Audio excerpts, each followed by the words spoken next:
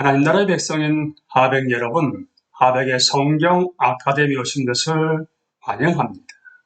이 시간 예수의 제자도 26강 시간입니다.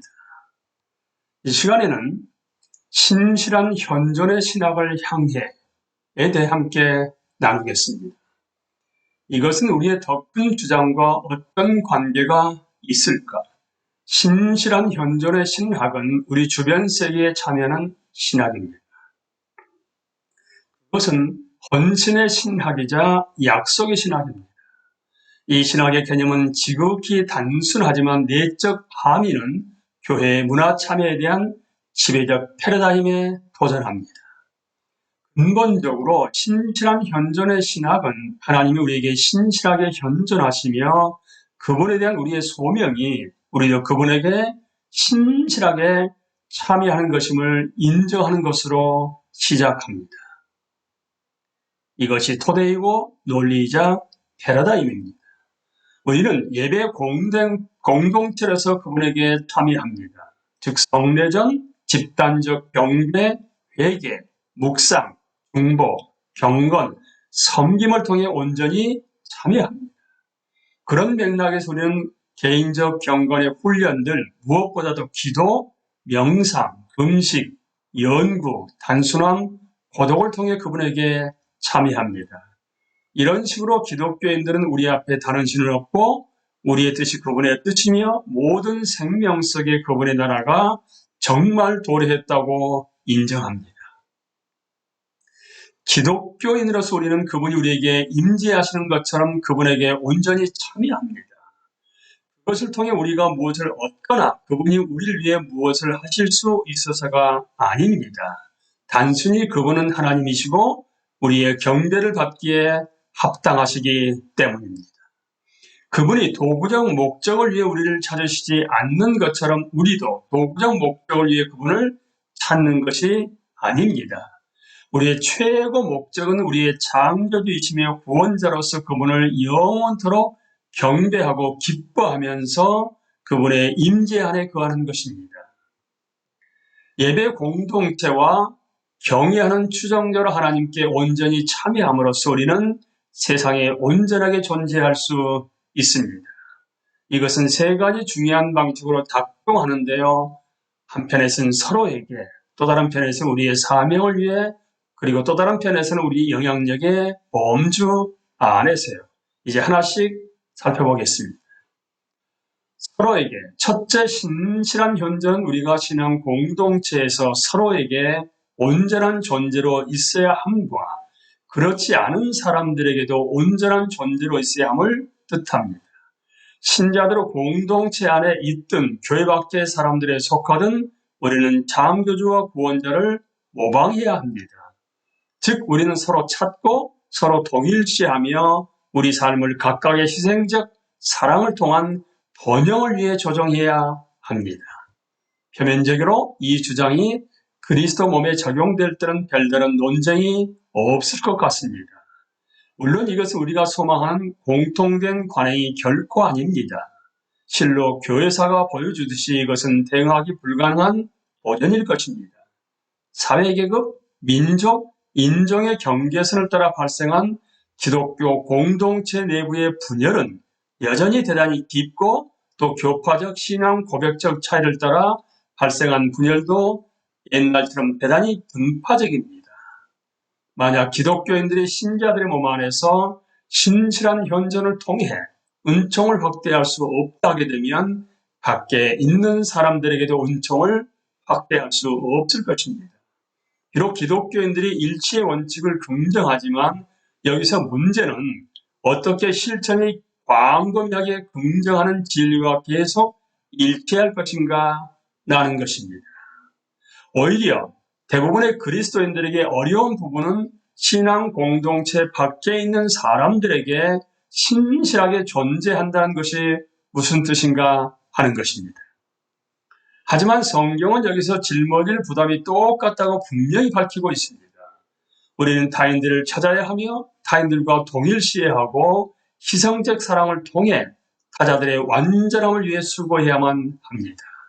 레위기 19장 33절 34절입니다. 거리민이 너희의 땅에 거류에 함께 있거든 너희는 그를 학대하지 말고 너희와 함께 있는 거류민을 너희 중에서 나은 자같이 여기며 자기같이 사랑하라. 너희도 애굽 땅에서 거류민이 되었었느니라. 나는 너희의 하나님 여호와이니라라고 말씀하십니다. 우리는 신앙 공동체 밖에 있는 사람들에게 잘못을 범하지 말고 우리 자신을 사랑하듯이 거류민을 적극적으로 사랑해야만 합니다. 이 본문에서 자기같이라는 말은 그가 당신과 같기 때문에로 그리고 사랑이라는 말은 세심하고 온화한 관심으로 번역하는 것이 더 좋습니다. 그 이유는 우리도 한때 거류민, 신앙 공동체 밖에 있던 사람이었기 때문입니다. 하지만 이것이 바로 하나님 우리를 대하셨던 방법이었습니다. 이 점은 신명기 10장 18절 19절에서 반복됩니다. 이 본문은 하나님이 거류민을 사랑하시며 이스라엘 사람들도 애굽에서 거류민이었기 때문에 이스라엘도 똑같이 행해야 한다고 강하게 주장합니다. 우리가 나그네를 어떻게 대우하는가를 의인의 턱도로 삼으면서 그리스도께서도 이 점을 반복해서 말씀하셨습니다. 마태복음 25장 34절에서 40절입니다. 그때 임금이 그 오른편에 있는 자들에게 이르시되 내 아버지께 복받을 자들이여 나와 창세로부터 너희를 위하여 예비된 나라를 상속받으라.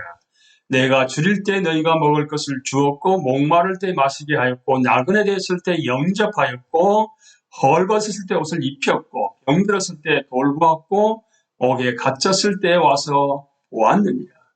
이 의인들이 대답하이되 주여 우리가 어느 때 주께서 들이신 것을 보고 음식을 대접하였으며 목마르신 것을 보고 마시게 하였나이까. 어느 때 나그네 되신 것을 보고 영접하였으며 헐벗으신 것을 보고 옷 입혔나이까. 어느 때 병드신 것이나 옥에 갇히신 것을 보고 와서 배웠나이까 하리니 임금이 대답하여 이르시되 내가 진실로 너에게 이르노니 너희가 여기 내 형제 중에 지극히 작은 자 하나에게 한 것이 곧 내게 한 것이니라. 이방인, 그러니까 신앙 공동체 밖에 있는 사람들을 환영하는 것은 그리스도를 환영하는 것입니다. 신자든 비신자든 매력적이든 매력적이지 않든 존경할 만하든 경멸할 만하든 정직하든 비열하든 간에 거류민도 형상을 지니고 있습니다. 그래서 사도 바울도 신자들에게 이런 식으로 훈계했습니다. 로마서 15장 1절에서 3절입니다. 믿음이 강한 우리는 마땅히 믿음이 약한 자의 약점을 담당하고 자기를 기쁘게 하지 아니할 것이다. 우리 각 사람이 이웃을 기쁘게 하되 선을 행하고 덕을 세우도록 할지니라. 그리스도께서도 자기를 기쁘게 하지 아니하셨나니 기록된 바 주를 비방하는 자들의 비방이 내게 미쳤나이다 함과 같으니라.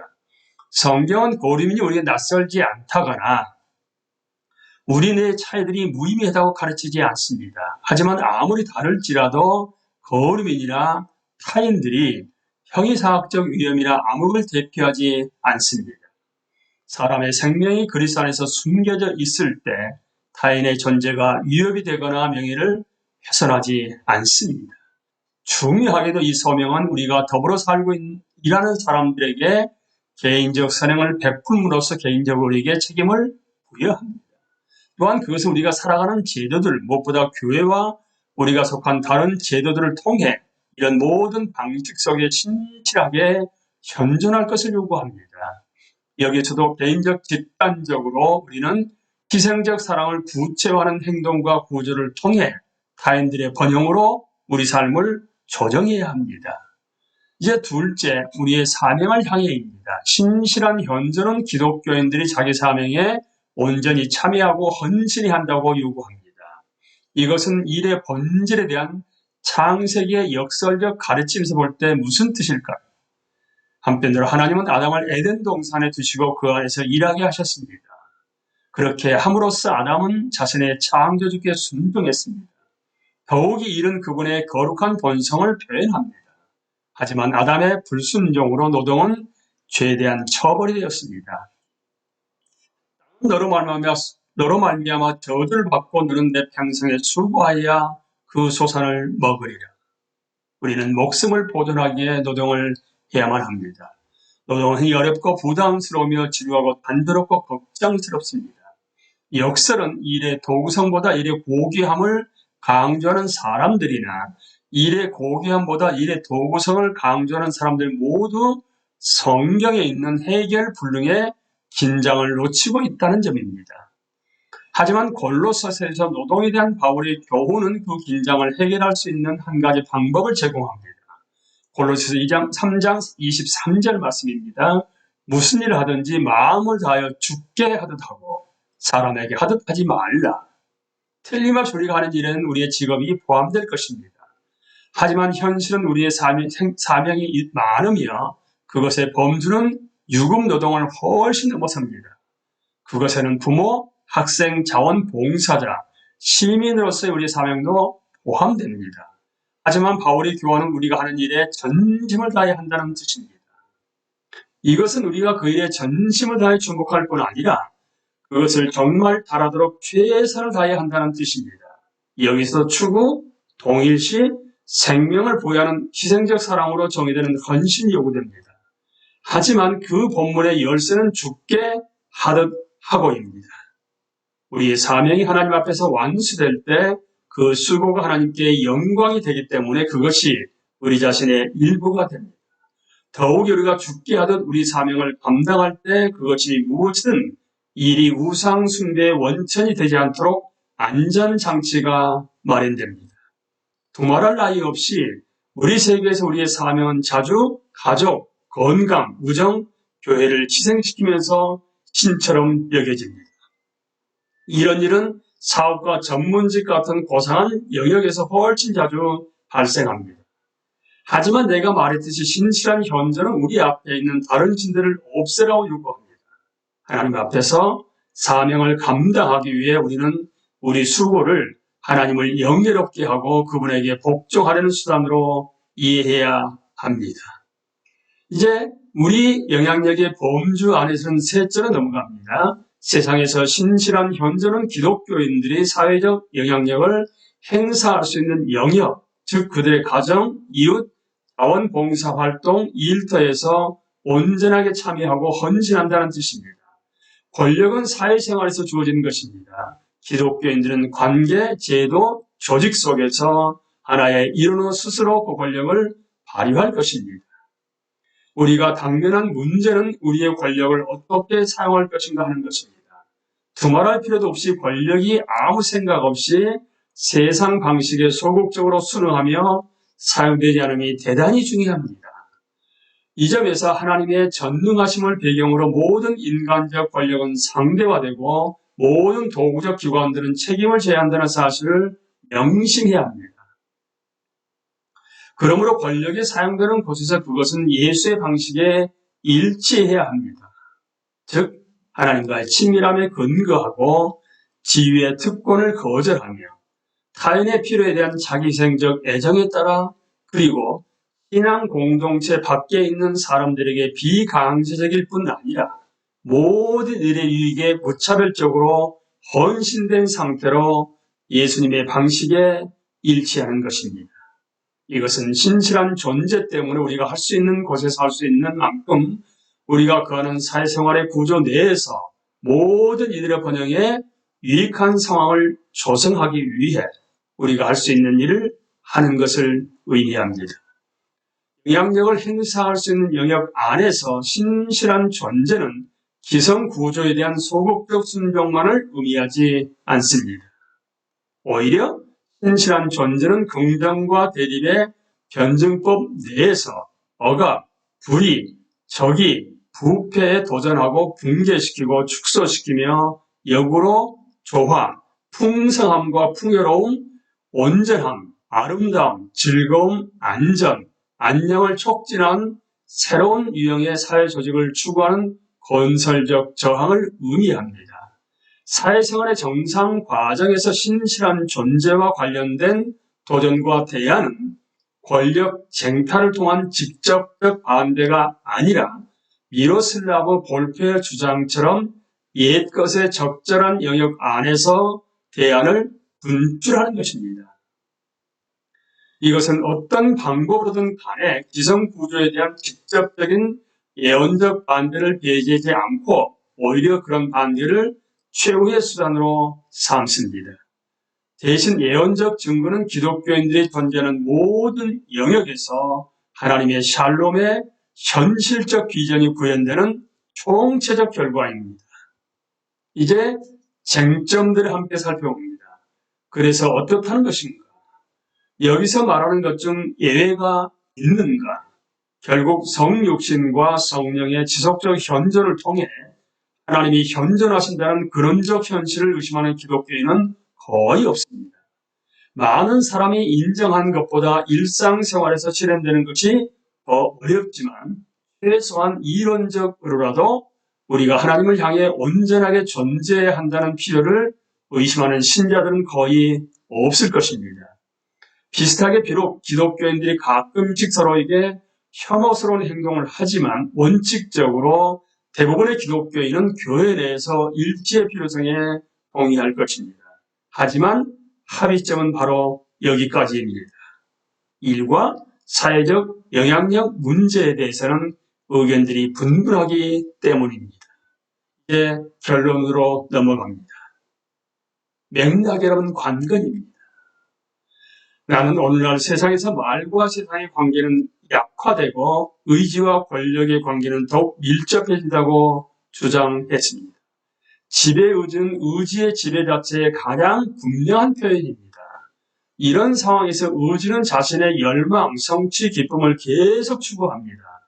그것에 관심은 한계가 없지만 그럼에도 명백하고 끝없는 소비자 선택 문화에 그럴듯해 보입니다.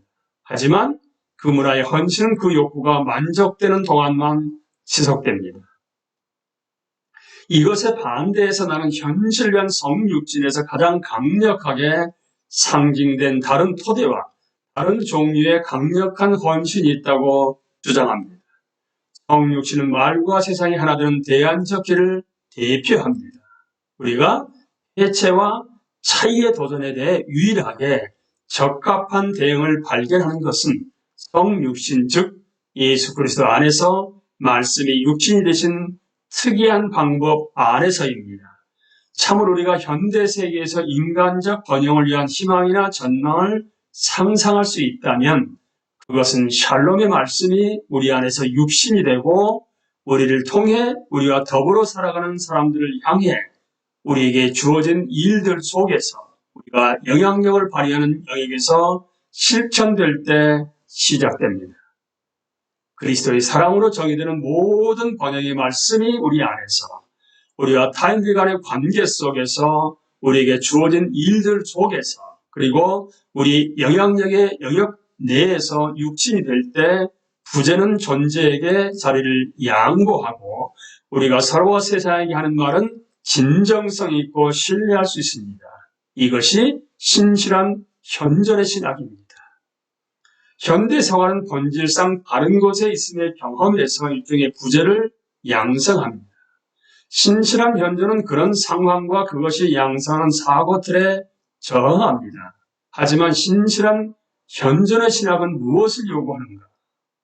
끝없이 자기 성취와 쾌락을 추구하는 의지의 무한한 집행에 반대하여 신실한 현존은 신자들에게 자기 의지를 하나님께 복종하고 하나님이 그들에게 허락한 세계를 가르치고 개발하라고 요청합니다. 신자들이 이 세상의 사람들과 장소로부터 분리되거나 그것에 대한 책임을 회피해야 한다는 말이 아닙니다. 기독교인들은 전 세계로 가서 하나님 나라가 도래했다는 복음을 말과 행동으로 전해야 합니다. 하지만 그것과 함께 신실한 현존의 소명은 우리 앞에 있는 옳은 것, 공동체, 이웃, 도시, 그리고 이런 것들을 구성하는 사람들의 우선순위를 부여야 합니다. 대부분의 경우 이것은 장소의 안전성, 지역성, 특이성을 그리고 그것의 필요를 선호한다는 뜻일 것입니다. 우리와 오랫동안 친밀한 관계를 유지한 사람들, 즉 가족, 이웃, 동료, 공동체의 기쁨, 고통, 희망, 실망, 관심, 욕망, 근심을 통해 우리는 하나의 몸이자 신자들로서 우리의 진정성을 발견합니다. 바로 여기에서 우리는 용서와 겸손을 배우고 친절, 호의, 사랑을 실천하며 인내와 지혜 속에 성장하고 동정, 친절, 기쁨의 옷을 입습니다. 이것이 바로 기독교적 성결이 형성되는 용광로입니다. 바로 이런 상황에서 샬롬이 실천됩니다.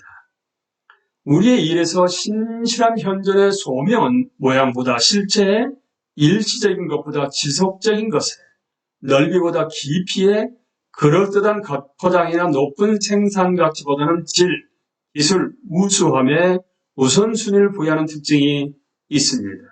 그것은 야망을 고취시킬 것입니다. 하지만 야망의 도구성은 언제나 겸손과 사랑 요구에 종속됩니다. 이 세상에서 우리가 하는 일이 궁극적 의미를 갖지는 못해도 우리가 하는 일에 영적 의미가 없다는 뜻은 아닙니다. 확실히 죄가 일속에 스며들고 자본주의가 삶에서 비인간화를 심화시키면서 일의 본질을 오염시킵니다. 하지만 이것은 훌륭하게 이룬 일들, 그리고 이웃과 나그네 모두에게 베푼 선행에서 기원한 위엄을 부정하지 않습니다. 참으로 우리의 다양한 일들이 하나님을 인정하는 방식으로 이루어질 때 하나님이 현존하시고 영광을 받으십니다. 그런 일들이 구속이지는 않아도 오래하는 하나님 나라를 미리 맛보게 할 수는 있습니다. 예를 들어 일에 대해 일반적으로 말할 수 있다면 특별한 직업에 대해서 말할 수 있습니다. 관계, 공동체, 인간의 존엄성에 대한 성경적 견해에 기초하여 하나님 앞에서 사업을 경영하는 것은 신적 의미를 지닙니다. 이런 관점에서 다른 일에 행해질 수 있음과 상관없이 말입니다. 하나님이 정의라는 관점에서 추구되는 정책과 실천되는 법은 삶의 올바른 질서의 증인이 됩니다. 하나님이 창조하신 질서의 선함을 인식하며 진행되는 연구, 학문, 학습은 고등교육에서 진실로 고등한 것이 무엇인지를 발견합니다. 특히 미술과 음악에서 하나님이 창조하신 것에 아름다움을 반추하는 것이 바로 예배 행위입니다. 간단히 말해서 하나님 앞에서 가장 고상하게 소명을 실천하는 노력은 성스럽고 변혁적인 결과를 가져올 것입니다. 우리가 영향력을 행사하는 영역과 관련하여 신실한 현존의 신학은 하나님의 주권하에서 삶, 일, 관계의 양식들, 즉 우리의 삶을 구성하는 제도, 이런 양식들이 하나님의 집에 있는 사람들뿐만 아니라 모든 사람의 복지를 주관한 샬롬을 지향하도록 우리가 할 수 있는 일을 하게 만듭니다. 권력의 사용은 불가피합니다. 하지만 영향의 수단과 목적은 그리스도가 모범을 보여주신 권력의 사용과 일치해야 합니다. 따라서 생명의 말씀이 그리스도의 몸 전체에서 실행될 때 개인적, 집단적, 제도적 참여를 통해 그분의 모든 회원 속에서 말씀이 실현되고 그리스도의 몸 안에서 전개되는 살아있는 내러티브에서 모든 단어와 문법은 실현됩니다. 그 내러티브는 하나님의 구속적 목적을 가리킵니다. 그것은 실천되기 때문에 진정성이 있으며 하나님의 샬롬을 반영하고 드러내기 때문에 설득력이 있습니다. 하나님의 백성인 하백 여러분, 예수 그리스도의 제자로서 우리의 삶의 현장에서 순간순간 하나님의 신실한 현존을 우리가 먼저 경험하고 또한 우리를 통해서도 하나님의 신실한 현존이 우리 삶의 일터에서 보여지게 됨으로 말미암아 진정으로 하나님의 살아계심을 또한 예수 그리스도가 우리의 스승이심을 보여줄 수 있는 여러분과 제가 될 수 있게 되기를 예수님의 이름으로 기도합니다. 감사합니다.